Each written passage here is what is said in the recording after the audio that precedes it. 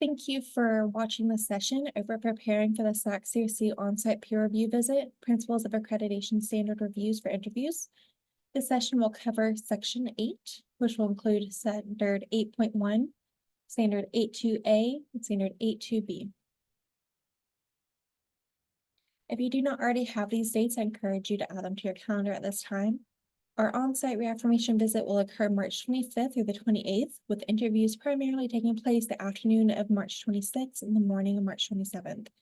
The exit interview or exit conference will take place on Thursday with Dr. Mark Rudin and others. And then in December 2024, we'll have the opportunity to hear final results of reaccreditation presented at the SACSCOC annual meeting in Austin, Texas. The purpose of the on-site visit is for the Reaffirmation Committee members to review and validate A&M Commerce's compliance with the SACSCOC Principles of Accreditation. This is done through the review of compliance reports, such as the Reaffirmation Compliance Certification that was submitted in September and the focus report that was submitted in February. They will also tour the campus while they are here, conduct interviews with faculty, staff, and students, and tour off-campus instructional sites. During their time here, they will also review the Quality Enhancement Plan, or QEP. Please keep in mind that our institutional mission statement at this time and during the time of the visit is Educate, Discover, Achieve. Going on to talk about the QEP, this comes from Standard 7.2, which states that the institution has a quality enhancement plan that A, has a topic identified through its ongoing comprehensive planning and evaluation processes, B, has broad-based support of institutional constituencies, C, focuses on improving specific student learning outcomes and/or student success goals, D, commits resources to initiate, implement, and complete the QEP, and E, includes a plan to assess achievement. The resource manual goes on to state that the Quality Enhancement Plan is an integral part and component of the reaffirmation of accreditation process and is derived from an institution's ongoing comprehensive planning and evaluation processes.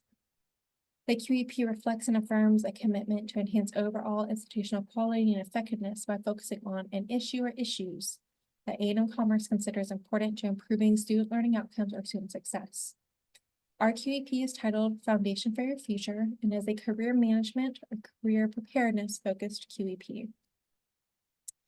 The resource manual goes on to provide additional information about each element of the principle. I'm not going to go through these exhaustively, but I definitely encourage you to read through them to increase your familiarity with the different aspects and elements of the QEP as required by SACSCOC. The QEP is offered through 3 phases, which will begin in fall 2024. Phase 1 is the foundation phase, and this is here to provide students with a solid career foundation as they begin college. Curricular elements will be embedded in general education courses and career management courses, lower level and the major, and appropriate non-curricular assessment activities will also occur. Phase 2 is the framework phase that builds upon that foundation to provide students with the skills, content, and competencies for a successful future and to help prepare students for the possibility of a plan B. For instance, let's say that students come to Texas A&M Commerce to become a teacher and they start taking some of their education classes and realize that maybe they don't want to work exclusively with students. Phase 2 will assist them in preparing to pivot or plan for another career using their work that they've already completed. This is going to be looking at major specific courses and mid-level major courses with appropriate non-curricular assessment activities also occurring. I would like to point out that since this Phase 1, Phase 2, and Phase 3 use courses at the major level, that this QEP is applicable and open to all students of all programs and all colleges at all levels at Texas A&M University Commerce. It will also be incorporating and open to students that are involved in distance education at our off-campus instructional sites through online or competency-based education modalities. The final phase is the capstone phase in Phase 3. This is here to help students successfully enter their careers as a synthesis of the prior learning that occurred in the foundation and framework phases. Phases and curricular activities at this point will look at capstone courses and experiences such as internships, clinicals, student teaching, and practicums, with additional appropriate assessments and activities that align with Phase 3 expectations occurring. Some additional information, as I noted before, is that we're looking at courses in each major. So this will be applicable to all programs and all colleges, not any one program or just one college. Looking at the development of a non-academic microcredential titled Career Ready, which would be available to students who participate in the non-academic elements of the QEP, probably maybe at graduation. Non-curricular activities will be offered through the Office of Student Career Preparedness with Arthur Lumsey. Although the QEP is open to all students, there is going to be a data and research focus of our first generation students, that is that first-time, full-time, first-gen student group, who is also looking at a mentorship program with first-generation faculty and staff, or faculty and staff that are interested in supporting first-generation students as they progress through their time at A&M Commerce. With regards to the QEP, if you are part of those conversations or simply to think through, is asking yourself and your peers, our assessment plans are robust and reasonable. Are there sufficient institutional resources? And if yes, what are they? What form does faculty involvement take with the QEP, and how will learning or achievement be assessed in the QEP? To explore these answers, I encourage you to read the QEP document, as well as talk to Dr. Eric Branscombe, who is our QEP director. He'd be more than happy to answer any questions you have about the QEP or discuss these items and elements with you. The Department of Education has 20 unique standards within the larger 14 sections of the Principles of Accreditation. These cover everything from Standard 5.4, Qualified Administrative Academic Officers, to Standard 14.4, Representation to Other Agencies. Of those 14 sections, we are found non-compliant with 18 standards. This covers Standards 2.1, Institutional Mission, to Standard 13.8, Institutional Environment. This brings us to a combined count of 30 standards that are eligible for interviews or conversations during the on-site visit. There is overlap amongst the Department of Education standards and findings of noncompliance, again, for a total of 30 findings. I do want to comment and make clear that these will be grouped together and are not going to be individual interviews. So for instance, all of Section 6, all of Section 14, etc., will be grouped together as interview groups. Moving specifically into our Section 8 standards, 8.1 reads, the institution identifies, evaluates, and publishes goals and outcomes for student achievement appropriate to the institution's mission, the nature of the students it serves, and the kind of programs offered. The institution uses multiple measures to document student success. I do want to point out that the CR means that this is a core requirement standard. The SACSCOC Resource Manual Rationale Notes goes on to say about Standard 8.1 that student learning and student success are at the core of the mission of all institutions of higher learning. Effective institutions focus on the design and improvement of educational experiences to enhance learning and support learning outcomes for the programs. To meet the goals of the educational programs, an institution provides appropriate academic and student support services to support that success. Additionally, an institution needs to be able to document success with respect to student achievement. In doing so, it may use a broad range of criteria to include, as appropriate, enrollment data, retention, graduation, or course completion, job placements, state licensing examinations, student portfolios, or other means of demonstrating achievement of goals.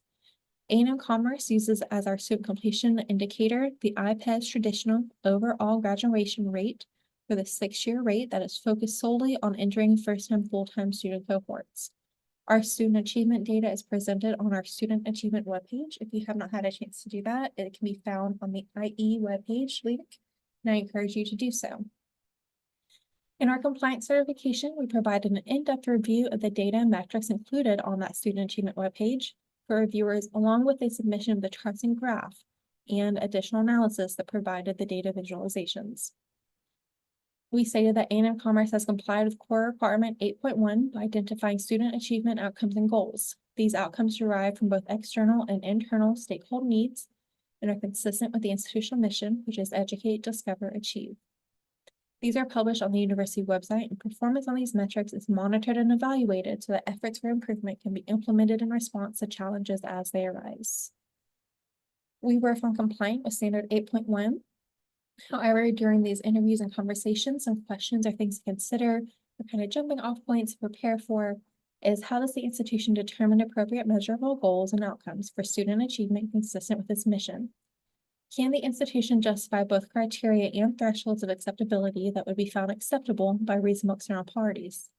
How does the institution publish this information for the public? Again, I want to clarify that the questions here in the slide set are not exhaustive. They're not going to cover everything that the SACSCOC reviewers might think of, and they might ask questions that I have not thought of.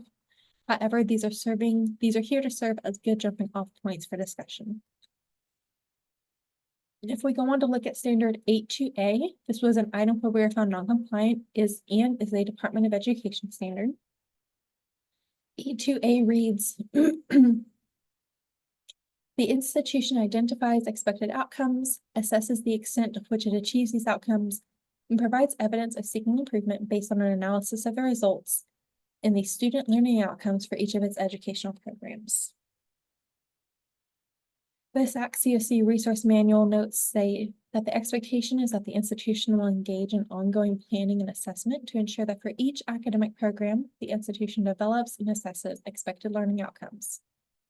These outcomes specify the knowledge, skills, values, and attitudes students are expected to attain in the courses or in a program.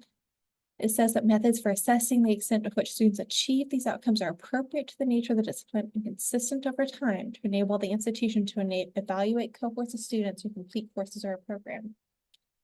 It also says that shared widely within and across programs, the results of the assessment can affirm the institution's success at achieving its mission and can be used to inform decisions about curricular programmatic revisions. At appropriate level, these program and learning outcomes and assessment methods are evaluated and revised. This last bullet is also incredibly important because it touches on the use and need for continuous improvement and analysis of assessment data to improve our student learning outcomes. In our compliance certification, we provided a discussion and sample of academic programs assessments in the institutional effectiveness process. Some specific programs are identified for a deep dive on reset assessment and student learning outcome work for each college. In our SACSCOC offsite review findings and non-compliance for 82A, they shared that the institution presented a sample of assessment reports for 28 educational programs representing different delivery modalities of face-to-face, online, offsite, and competency-based education for multiple years. It said that our educational programs have stated student learning outcomes, assessment methods, and standards of success. However, it was not clear to the offsite reaffirmation committee whether the sample provided is adequately representative of all educational programs or whether appropriate assessment methods were being used for certain student learning outcomes. They requested additional information on the College of Business undergraduate core, and there were additional concerns, including the lack of access to assessment data through dead links and inconsistent follow-up on the previous plan as indicated on the reports. In our focus report response, the sample that was submitted was expanded to include slightly over 50% of the academic programs assessed and just under 50% of the academic assessment units. Specific examples of evidence files were submitted for review in response to the concerns raised by the committee, along with additional IE reports. A narrative was provided with a focus on the training and professional development opportunities offered by institutional effectiveness to campus constituents, along with an explanation of the undergraduate business core and AACSB accreditation requirements. For standard 82A, again, this is not an exhaustive list of things that our reviewers might be interested in, and I encourage you to think specifically about their concerns and the findings of noncompliance. But some questions or things to think through for those interviews is there a common process across programs at the institution, or is the means of establishing outcome assessment processes widely dispersed? If the latter, how is the information collected and evaluated? What is the role of faculty, chairs, deans, oversight committees, and others in the assessment or evaluative process? Is this process systemic and ongoing, or systematic and ongoing? Are expected student learning outcomes clearly defined in measurable terms for the programs? What type of assessment activities occur to determine whether learning outcomes are met? If programs consistently report no improvement needed, what happens then? Are multiple assessment methods used? And how has the institution's use of assessment results improved those educational programs? So it's very easy to see a lot of these questions and a lot of what they're going to want to talk to with our faculty and staff is the use of data to drive improvement for our student learning. Moving on to standard 82B, which we were found non-compliant with. This states the institution identifies expected outcomes, assesses the extent to which it achieves these outcomes, and provides evidence of seeking improvement based on analysis of results for student learning outcomes for collegiate level general education competencies of the undergraduate degree programs. The SACSCOC Resource Manual rationale notes state that general education is a critical element of the undergraduate degree programs, yet the delivery of courses related to general education is often dispersed across multiple departments. As a result, there can be a tendency for this extremely important part of the undergraduate degree experience to be assessed, revised, and discussed in a haphazard fashion. The standard ensures that general education competencies are specifically addressed by establishing expected learning outcomes, assessing these outcomes, and providing evidence of seeking improvement based on the findings. It goes on to clarify that the standard does not mandate a specific approach, and that this approach is up to the institution, as long as it is consistent with principles of good practice. The institution is responsible for identifying measures of student learning outcomes to determine the extent to which students have attained appropriate college-level competencies.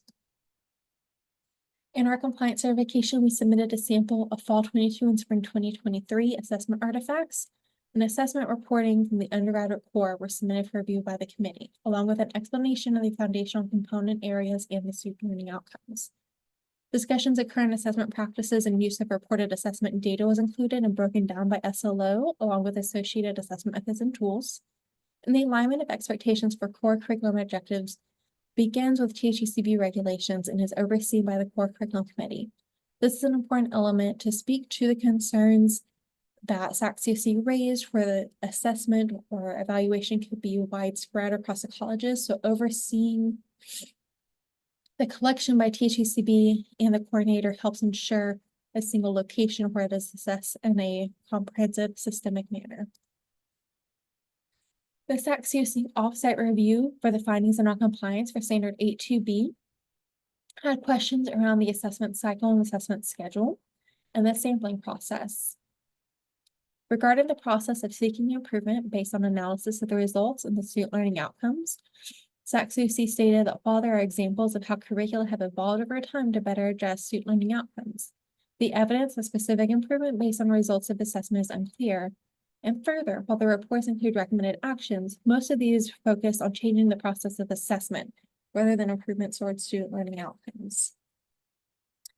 Our focus report response included an expanded discussion of the action and development provided by IE to support and improve the process of academic assessment at A&M Commerce, along with a revised assessment schedule, which was approved for implementation by vote of the committee starting this upcoming academic year. Also provided a discussion of Quality Day 2023 focus on using assessment data for continuous improvement and the PM afternoon session over core curriculum. Other updates to ensure and support continuous improvement, such as the webpage, training, and a focus on learning outcome development, were shared as well. Regarding Standard 8.2b, there are some things to consider or some jumping off points for conversations. We might think through how faculty would describe for reviewers the process of assessment for the undergraduate core. How the committee or faculty might describe for reviewers the process of identifying courses to include or be assessed as part of the undergraduate core. What is the organizational structure that allows the institution to gain a sense of consistency and expectations regarding general education outcomes? What expected learning outcomes capture college-level general education competencies? Where and when are these learning outcomes best assessed? What does that process look like? What colleges or courses are they taught? And what external instrument can be benchmarked to peers? How and by whom are the findings analyzed in order to take possible action on the findings? If weaknesses or opportunities for improvement are found, what process is there to seek improvement? How is this communicated? And how does the standard relate to the rationale underlying the general education component of the curriculum? Additionally, how are off-campus distance education and transfer students included in this process? I want to say thank you so much for your time in reviewing this information. Our successful reaffirmation is due to the work that you do every day. If you have any questions about reaffirmation, preparations, or SACSCOC, please do not hesitate to reach out to myself or Dr. Ricky Dobbs, and we are more than happy to answer them as we're able. Thank you so much and have a wonderful day.